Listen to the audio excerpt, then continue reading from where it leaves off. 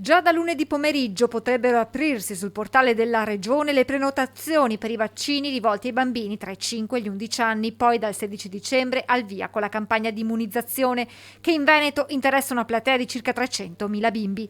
L'assessore regionale alla sanità Lanzarina ha incontrato i 520 pediatri che avranno un ruolo fondamentale in questa fase. O farla all'interno dei propri ambulatori, quindi chiamando direttamente le famiglie e i bambini, oppure accordandosi con le aziende sanitarie per delle linee vaccinali dedicate all'interno degli hub con degli orari prestabiliti. La prenotazione dunque potrà avvenire o direttamente contattando il proprio pediatra o tramite il portale della Regione. Alcuni medici potranno organizzare sedute serali nei propri ambulatori per vaccinare i piccoli pazienti.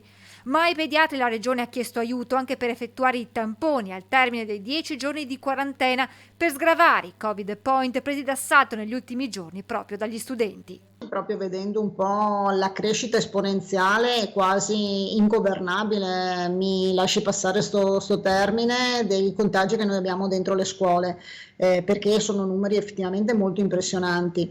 Allora abbiamo chiesto ai pediatri di libera scelta di poter anche loro fare il tampone per il rilascio della quarantena. In supporto dei prossimi giorni anche la struttura commissariale dopo la disponibilità del generale Figliuolo. Dalla settimana prossima, adesso aspettiamo conferma, dovremmo avere delle squadre mobili dell'esercito che probabilmente sì, queste verranno indirizzate dai dipartimenti di prevenzione direttamente dentro le scuole. Da più parti, proprio di fronte a questo incremento di contagi nelle classi, sta arrivando la richiesta di anticipare la chiusura delle scuole per le festività natalizie, tema entrato anche nella discussione tra i presidenti di regione.